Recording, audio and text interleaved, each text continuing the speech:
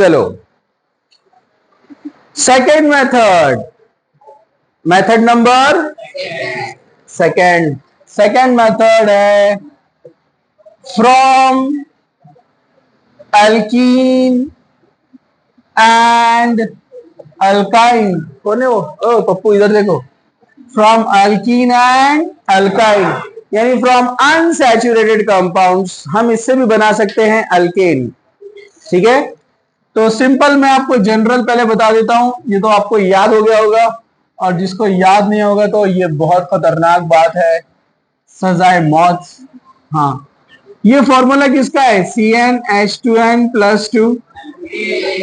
ये अल्केन है, गली का बच्चा जानता है।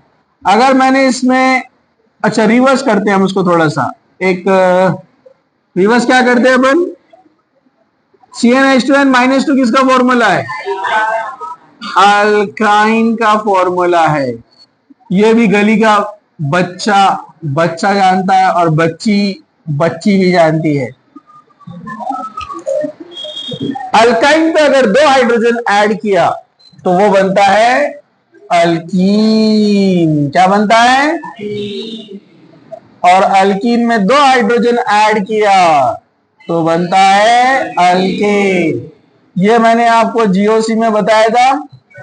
यस, ये अल्केन का फॉर्मूला है। ओके,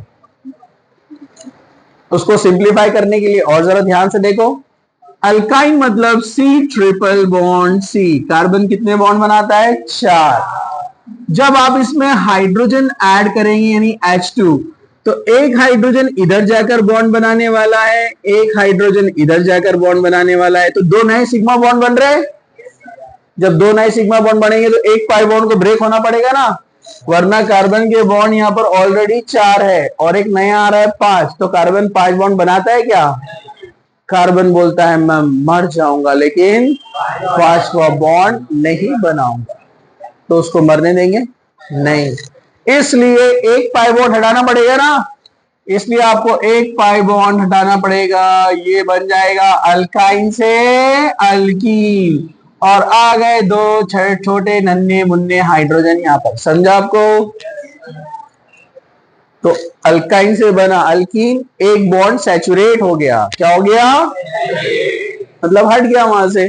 ओके, फिर आपने इसमें H2 ऐड किया तो एक हाइड्रोजन इधर, एक हाइड्रोजन इधर, फिर एक पाई बॉन्ड ब्रेक करना पड़ेगा। यस, तो ये फिर और 2 नए सिग्मा बॉन्ड बन रहे हैं, इसलिए एक पाई बॉन्ड को ब्रेक होना पड़ेगा। मतलब जब एक पाई बॉन्ड ब्रेक होता है तो 2 नए सिग्मा बॉन्ड फॉर्म होते हैं। समझा? अरे बोलो ना, सिंगल बॉन्ड सिग्मा रहता है ना।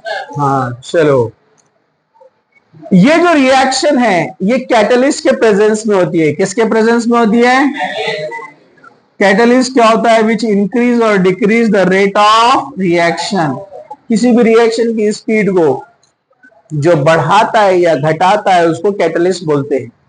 जो बढ़ाता है उसको पॉजिटिव कैटलिस्ट बोलते हैं, और जो घटाता है उसको नेगेटिव कैटलिस्ट बोलते हैं। तो ये पॉजिटिव कैटलिस्ट का काम करता है। ये कौन कौन है? निकेल, प्लैटिनम, पैलेडियम, रुदेनियम, रोडियम, रैनी निकेल। रैनी नेम है साइंटिस्ट का। रैनी निकेल क्या होता है? निकेल प्लस एल्यूमिनियम इन NaOH, इसको बोलते हैं रैनी निकेल। रानी नहीं, रैनी निकेल। ठीक है, ये अच्छा कैटलिस्ट है। मिक्सचर होता है निकेल प्लस एल्यूमिनियम का। ठीक है, कैटलिस्ट क्या करता है? एक्चुअली हाइड्रोजन गैस रिएक्शन के लिए डाल रहे हैं अपन, तो हाइड्रोजन गैस गैसियस होने की वजह से आप रिएक्शन में उसको ज्यादा देर रोक नहीं सकते। अरे उड़ जाएगा ना, अरे बोले ना, बबल बन के उड़ जाएगा। तो ये जो कैटलिस्ट अपन डालते हैं, चाहे प्लेट फॉर्म में हो या पाउडर फॉर्म में हो, वो कैटलिस्ट मेटल के ऊपर गैस को बैठने का प्लेटफॉर्म मिलता है। जैसे आपकी कोल्ड ड्रिंक की बोतल में आप देखो बबल्स बैठे हुए रहते हैं, है ना, कांच के गिलास में देखो बबल्स ऑक्सीजन के बैठे रहते हैं, तो वैसे ही हाइड्रोजन गैस जब हम इसमें पास करते हैं तो कैटलिस्ट जो होता है मेटल, निकेल, प्लैटिनम, ये बहुत अच्छा प्लेटफॉर्म है, इसके ऊपर बहुत अच्छे से गैस एड्सॉर्ब होती है। एड्सॉर्ब मतलब उसके ऊपर सेटल होते हैं H2 के मॉलिक्यूल, तो रिएक्शन करने को टाइम मिलता है, रिएक्शन करने को टाइम मिलता है मतलब रिएक्शन का स्पीड बढ़ता है, तो रेट ऑफ रिएक्शन को बढ़ाता है कैटलिस्ट। तो इसमें से आप कोई भी कैटलिस्ट ले सकते हो, ऑप्शन में कोई भी आ सकता है। अब रिएक्शन तो एकदम सिंपल है, बच्चा रिएक्शन बोलते हैं इसको।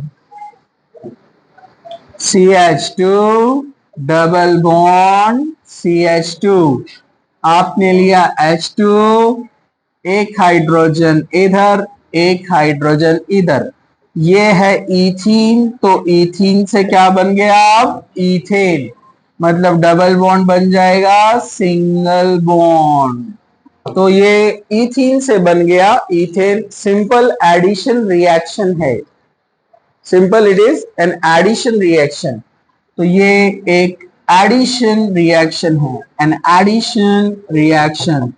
और पिछला जो हमने देखा वो डिकॉम्पोजिशन था, डिकॉम्पोजिशन रिएक्शन, समझा आपको, और ये एडिशन रिएक्शन है।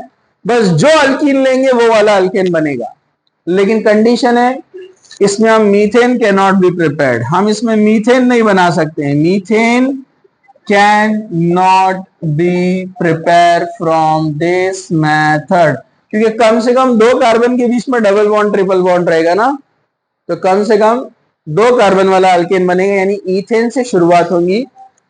Okay, example number 2, example number 2, simply अगर आपने लिया यहां पर प्रोपीन, प्रोपीन पे आपने ऐड किया H2, ये निकेल, दोनों हाइड्रोजन ऐड हो जाएगा, एक इधर एक इधर, ये बन जाएगा CH3 CH2 CH3 प्रोपेन। आपको उसने प्रोडक्ट दे दिया 1 2 3 4 ब्यूटेन, ये एन ब्यूटेन है, और पूछा कि कौन से अल्कीन से बना है।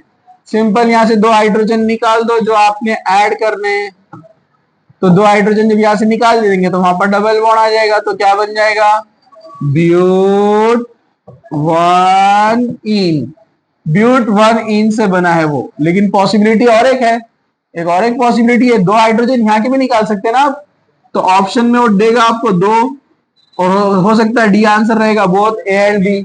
हाँ, अरे पप्पू चार कार्बन है ना। हाँ,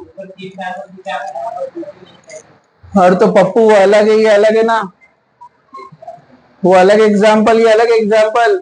ये कितने कार्बन है, तो चार कार्बन कितने से बनेगा, चार से ही बनेगा ना, अरे समझा गया।